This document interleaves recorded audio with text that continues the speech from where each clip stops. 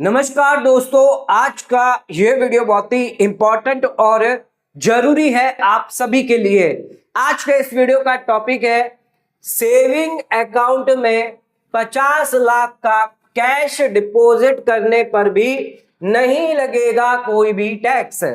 दोस्तों, कई लोग जो है अपने सेविंग बैंक अकाउंट में पैसा जमा कर देते हैं, कैश डिपॉजिट करते हैं। आप सभी को पता है 10 लाख रुपए से ज्यादा अगर आप कैश डिपॉजिट करते हैं तो इनकम टैक्स डिपार्टमेंट द्वारा आपको नोटिस आ सकती है, और अगर आप एक्सप्लेन नहीं करेंगे तो उस केस में आप पर टैक्स लगाया जाएगा, इंटरेस्ट लगाया जाएगा और पेनल्टी भी लगाई जाएगी। तो दोस्तों ध्यान रखिएगा, कभी भी अगर आप सेविंग बैंक अकाउंट के अंदर कैश डिपॉजिट करते हैं तो 10 लाख रुपए से ज्यादा ना करें। लेकिन कई बार यहां पर लोग जो है वो यहां पर ट्रांजैक्शन करते हैं। एक इंपॉर्टेंट केस जो है वो यहां पर निकल कर आया है राम मोहन रपल्ला का, और इस केस के अंदर जो है वो कैश डिपॉजिट किया गया है। असेसिंग ऑफिसर द्वारा यहां पर जो भी कैश डिपॉजिट किया गया था वो पूरा का पूरा उनकी इनकम में ऐड कर दिया है। बहुत ही बढ़िया जजमेंट है। इस जजमेंट से आपको पता चलेगा कैश डिपॉजिट पर भी यहां पर कई बार जो है वो यहां पर आपको टैक्स नहीं लगेगा अगर आप जेन्युइन हैं। आइए समझते हैं क्या है पूरा केस, डिस्कस करते हैं, एग्जांपल के साथ देखेंगे, केस भी डिस्कस करेंगे, ITAT ने क्या इस पर डिसीजन दिया उसके बारे में भी जानेंगे, और एग्जांपल के थ्रू भी आपको समझाएंगे कि इस केस के लिए क्या यहां पर ITAT का ऑब्जर्वेशन है। दोस्तों, वीडियो को आगे बढ़ाने से पहले एक जरूर जानकारी, अगर आपको GST फाइलिंग करवानी है, इनकम टैक्स रिटर्न फाइलिंग करवानी है, या फिर कंपनी की रजिस्ट्रेशन करवाना चाहते हैं, कंपनी फाइलिंग करवाना चाहते हैं, या अन्य कोई सर्विस लेना चाहते हैं, तो आप हमें 8799144520 इस पर आप हमें कॉल कर सकते हैं, व्हाट्सएप कर सकते हैं और सर्विस ले सकते हैं। अगर आपको कोई नोटिस आई है तो नोटिस का भी रिप्लाई हम आपके लिए रेडी करवा देंगे। तो ध्यान रखिएगा, कोई भी सर्विस लेना चाहते हैं इस नंबर पर आप हमें कॉल करें या व्हाट्सएप आप कर सकते हैं। आगे बढ़ते अपने वीडियो पे। सबसे पहले मैं आपको कैश बताता हूं कि केस क्या है। तो यहां पर जो केस है वो है राम मोहन रपल्ला का। ये केस जो है वो ITAT हैदराबाद में आया था। 6 नवंबर 2024 को इसका डिसीजन था, और इस केस का नंबर ये दिया गया है। SSC एक बिजनेस पर्सन है जो स्टेशनरी और जनरल स्टोर चलाता था। उसका बिजनेस क्या था? स्टेशनरी और जनरल स्टोर का। SSC ने असेसमेंट ईयर 11-12 में ITR फाइल नहीं करी थी। उनकी जो इनकम थी वो कम थी, इस वजह से उन्होंने ITR नहीं फाइल करी। अब AO को यहां पर इंफॉर्मेशन मिली थी कि SSC ने लार्ज कैश डिपॉजिट किया है। 44,84,000 का, अराउंड 45 लाख का जो कैश है वो यहां पर डिपॉजिट किया गया है ICICI बैंक के अंदर, और यहां पर फिर इनको जो है 148 के अंदर नोटिस इश्यू करी गई, क्योंकि इतना लार्ज कैश डिपॉजिट किया गया और रिटर्न नहीं भरी, रिटर्न जो है वो नील की फाइल करी है, तो उस केस में नोटिस आना श्योर था। यहां पर SSC ने फिर क्या किया? ITR फाइल करी और इनकम कितनी दिखाई? 3,62,500। लेकिन AO इससे सेटिस्फाई नहीं था। AO ने क्या किया? AO ने यहां पर 3,62,000 तो प्लस साथ में ये कैश डिपॉजिट और कर दिया। टोटल यहां पर इनकम जो असेस कर दी 48,46,500। इस पर जो है वो टैक्स देने को यहां पर SSC को कह दिया गया। अब यहां पर SSC जो है वो जाता है CIT अपील में, लेकिन उसकी अपील जो है वो डिसमिस हो जाती है। फिर यहां पर जो मैटर है अब आया है ITAT के पास। ITAT हैदराबाद ने अब इस मैटर को जो है वो सुना है, और ITAT हैदराबाद का इसमें क्या डिसीजन था, ITAT हैदराबाद का इसके अंदर क्या कहना था, आइए ये समझते हैं। तो सबसे पहले बात करते हैं ITAT का डिसीजन क्या था। तो ITAT ने क्या डिसीजन दिया है कैश डिपॉजिट को लेकर। यह बहुत ही इंपॉर्टेंट डिसीजन है जिसको आपको समझना बहुत ही जरूरी है।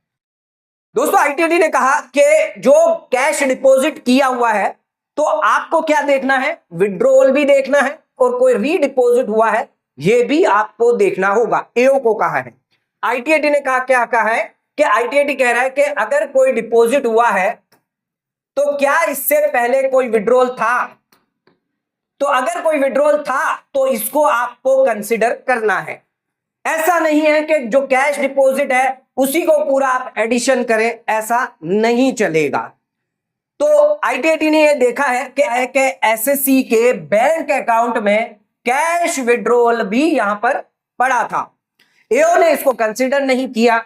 हो सकता है ये जो कैश विड्रॉल पड़ा हुआ है ये बाद में रीडिपॉजिट किया गया हो सकता है आप जो डिपॉजिट कह रहे हो AO को कि ये जो डिपॉजिट है वो पिछला आपका विड्रॉल हो सकता है एसएससी का, तो इसको आपने कंसिडर क्यों नहीं किया इस कैश विड्रॉल को? जब कैश विड्रॉल एग्जिट है तो उस केस में यहां पर पैसा जो है हाथ में एसएससी के पास था, अवेलेबल था, जो सब्सिक्वेंट डिपॉजिट हो सकता है।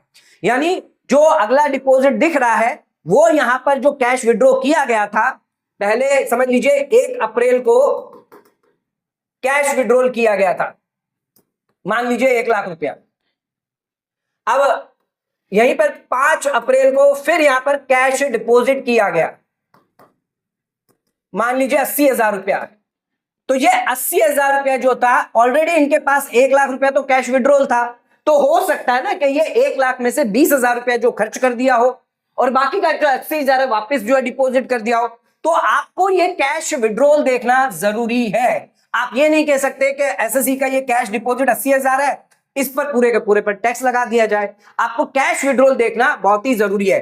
तो फंड जो अवेलेबल है, जो विड्रॉल अवेलेबल है, वो यहां पर न्यू अनएक्सप्लेन मनी नहीं माना जाएगा, वो ऑलरेडी एक्सप्लेन है।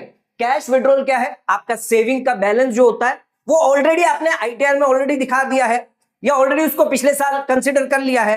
अब वो जो बैलेंस है अगर आप उसको विड्रॉल करके डिपॉजिट कर रहे हो तो ये एक्सप्लेन माना जाएगा और यहां पर अर्लियर डिपॉजिट और विड्रॉल जो है वो उसका पार्ट माना जाएगा।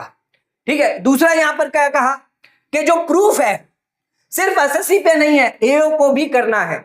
जो विड्रॉल है, डिपॉजिट है, जो डिपॉजिट है इसको जस्टिफाई करिए ना कि ये अनएक्सप्लेन है। ये 80,000 बताइए ना अनएक्सप्लेन है।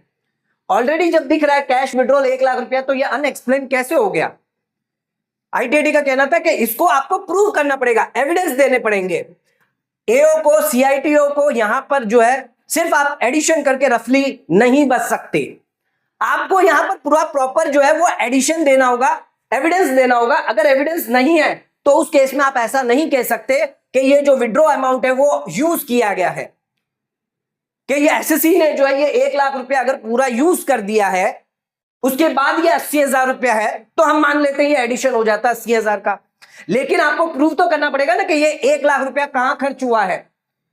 मान लीजिए अगर किसी ने 50 लाख रुपया यहां पर विड्रॉ किया हुआ है और बाद में 45 लाख रुपया वापस डिपॉजिट कर दिया, तो ये 50 लाख रुपया जो है वो क्या खर्च कहां का किया होगा?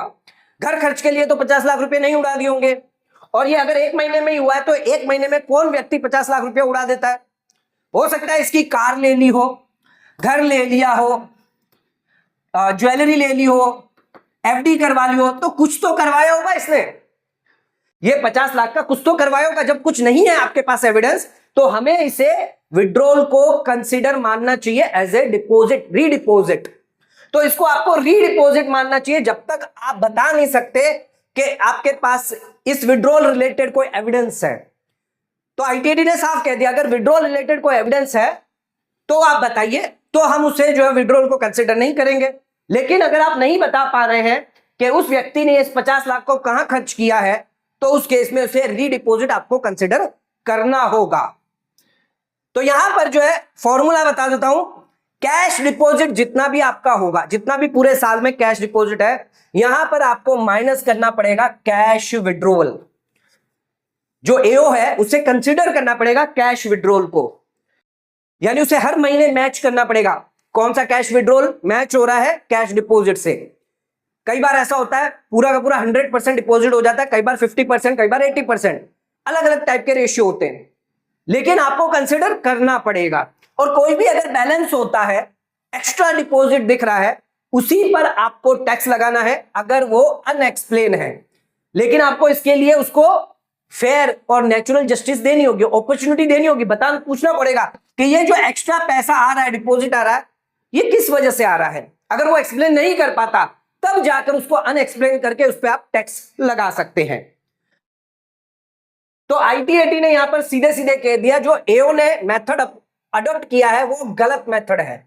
सभी डिपॉजिट को अनएक्सप्लेन मान लेना विदाउट कंसीडर रीडिपॉजिट, ये सही नहीं है। मैटर बहुत ही कॉम्प्लेक्स था, जिस वजह से आईटीआईटी ने इस केस के अंदर डिमांड करा के डिटेल स्क्रूटनी हो और वेरिफिकेशन किया जाए। सिर्फ रफ एडिशन से काम नहीं चलेगा। ITAT ने इस मैटर को जो है वो AO को दे दिया है वापस और फ्रेश असेसमेंट देने के लिए कहा है। ट्रिब्यूनल ने यहां पर जो है खुद से कोई टैक्सेबल एडिशन नहीं किया है, क्योंकि यहां पर जो AO है उसको रीअसेसमेंट के लिए कह दिया गया है। ट्रिब्यूनल ने यहां पर जो अपील है वो पार्टली अलाउ करिए, लेकिन रीअसेसमेंट ऑर्डर जारी किया है। रीअसेसमेंट का मतलब कि AO को वापस केस दे दिया कि अब आप वापस चेक करके आइए, विड्रॉल और डिपॉजिट प्रॉपर देख कर आइए कि कितना विड्रॉल है कितना डिपॉजिट है, उसके बाद जो नेट निकल कर आएगा वो आप एडिशन वो आप वापस उसको जो है पूछे, SSC को अपॉर्चुनिटी दे कि ये डिफरेंस डिपॉजिट का ज्यादा क्यों आ रहा है। तो जो ज्यादा डिफरेंस आ रहा है अगर वो एक्सप्लेन कर पाता है तो ठीक है, नहीं कर पाता तब आप जाकर एडिशन करिए। आप डायरेक्टली पूरा का पूरा टोटल डिपॉजिट को एडिशन नहीं कर सकते। ये इसकी समरी समझते हैं। तो यहां पर सबसे पहले आपको आइडेंटिफाई क्या करना होगा, टोटल डिपॉजिट। तो AO का स्टार्टिंग पॉइंट क्या होगा, टोटल डिपॉजिट कितना है, फिर यहां पर उसे विड्रॉल करना है जो भी कैश अवेलेबल है। बाद में यहां पर मैच करना है रीडिपॉजिट। यहां पर साइकिल जो है कैश की उसको यहां पर जो है देखनी होगी कि कैश विड्रॉ हो रहा है डिपॉजिट हो रहा है, विड्रॉ हो रहा है डिपॉजिट हो रहा है, तो यहां पर मैच करते रहना है हर महीने। इसके बाद यहां पर सब्ट्रैक्ट क्या करना है, जो भी विड्रॉ अमाउंट है। और यहां पर एक चीज इंपॉर्टेंट और, अगर SSC ने इनकम कोई डिक्लेयर करी है ऑलरेडी तो उसको भी एडजस्ट किया जाए। आप पूरा का पूरा कैश डिपॉजिट नहीं कर सकते, उसमें से इनकम को भी कम किया जाए जो ऑलरेडी उसने ITR फाइल करी है। जो बैलेंस कोई बचता है तो उस पर आप टैक्स लगा सकते हैं, लेकिन उसको लगाने से पहले एक बार SSC को मौका जरूर दे एक्सप्लेन करने के लिए ये क्यों एक्स्ट्रा आ रहा है। आइए एक एग्जांपल के थ्रू समझते हैं।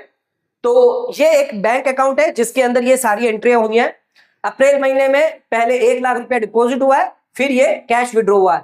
हो सकता है यहां पर जो है डेली सेल जो है डिपॉजिट हुई है, 1 लाख रुपए की सेल करी थी महीने में, वो यहां पर डिपॉजिट कर दी। बाद में 80,000 रुपया जो है विड्रॉ किया है शॉप के एक्सपेंस के लिए। तो ये 80,000, जब तक ये 80,000 के खर्चे नहीं मिल जाते, ये माना जाएगा कि 80,000 जो वो आगे फ्यूचर में अवेलेबल है रीडिपॉजिट के लिए। क्या हो सकता है 80,000 निकाले तो थे लेकिन वापस इसने डाल दिए, अगले महीने में डाले, इसके नेक्स्ट महीने में डाले, ऐसा हो सकता है जब तक उसके बुक्स ऑफ अकाउंट के अंदर वो खर्चे नहीं मिलते। अगर खर्चे ऑलरेडी मिल गए इस 80,000 के रिलेटेड तो इसको फिर इंक्लूड नहीं किया जाएगा।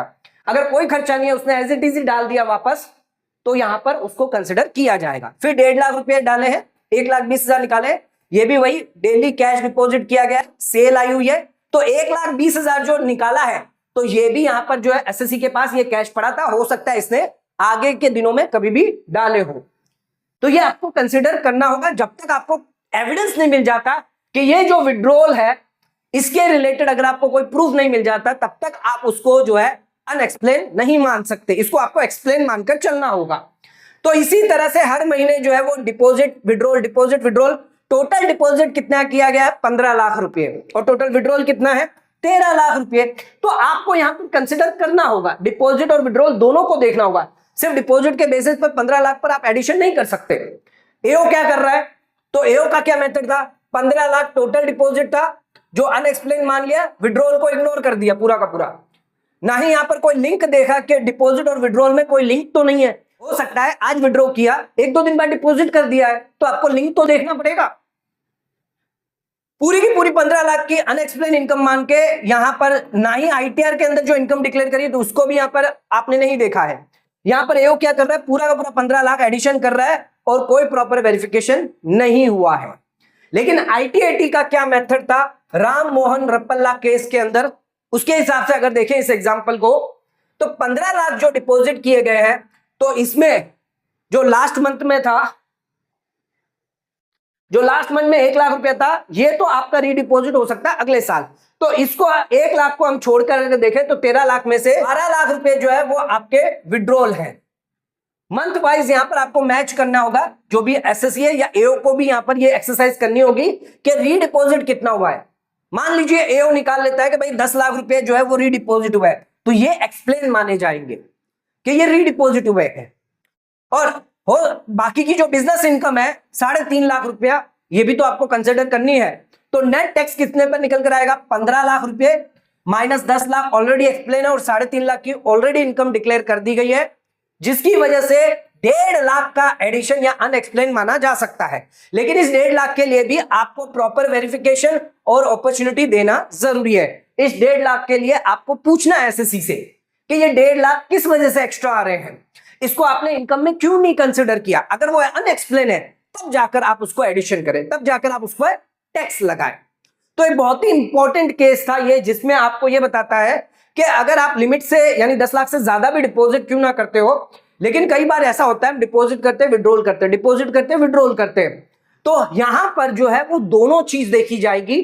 डिपॉजिट तो देखा जाएगा लेकिन विड्रॉल देखना भी जरूरी है। अगर यहां पर आपने सिर्फ डिपॉजिट डिपॉजिट डिपॉजिट किया, विड्रॉल नहीं किया है, तो उस केस में यहां पर आपको इनकम डिक्लेयर करना या आपको प्रूव करना पड़ता है किस रिलेटेड आपने ये पैसा जो वो क्रेडिट किया। अगर आप प्रूव नहीं कर पाएंगे वो अनएक्सप्लेन है। अगर कोई विड्रॉल नहीं होगा और अगर आपने आईटीआर में भी इसको शो नहीं किया तो वो अनएक्सप्लेन है एंड उस केस में आपको एडिशन हो सकता है। लेकिन इस केस में जहां पर विड्रॉल अवेलेबल है तो डिपॉजिट के सामने आपको विड्रॉल को कंसीडर करना पड़ेगा। तो दोस्तों बहुत ही इंपॉर्टेंट और बहुत ही बेहतरीन ये केस था जिसके अंदर हमें क्लैरिटी मिल जाती है। अगर हम डिपॉजिट करते हैं विड्रॉल करते हैं तो इसका मतलब ये नहीं है कि आपका पूरा का पूरा डिपॉजिट जो है वो एडिशन कर दिया जाएगा। इसमें विड्रॉल को कंसीडर किया जाएगा, डिपॉजिट माइनस विड्रॉल करके जो बैलेंस होगा वो भी यहां पर जो है आपकी आईटीआर में अगर ऑलरेडी इनकम डिक्लेयर कर दिया तो उसको भी कम कर दिया जाएगा। उसके बाद जो बैलेंस बचेगा वो एसएससी को अपॉर्चुनिटी दी जाएगी, और अगर फिर एसएससी उसके बारे में बैलेंस के बारे में अगर बता नहीं पाता तो जाके एओ एडिशन कर सकता है। एओ डायरेक्टली पूरा का पूरा टोटल डिपॉजिट एडिशन नहीं कर सकता। तो बहुत ही इंपॉर्टेंट डिसीजन है। वीडियो पसंद आया तो वीडियो को लाइक शेयर सब्सक्राइब करना ना भूलें। वीडियो को ज्यादा से ज्यादा शेयर करें ताकि और लोगों तक इसकी नॉलेज पहुंच सके। आज का वीडियो समाप्त करते हैं। धन्यवाद।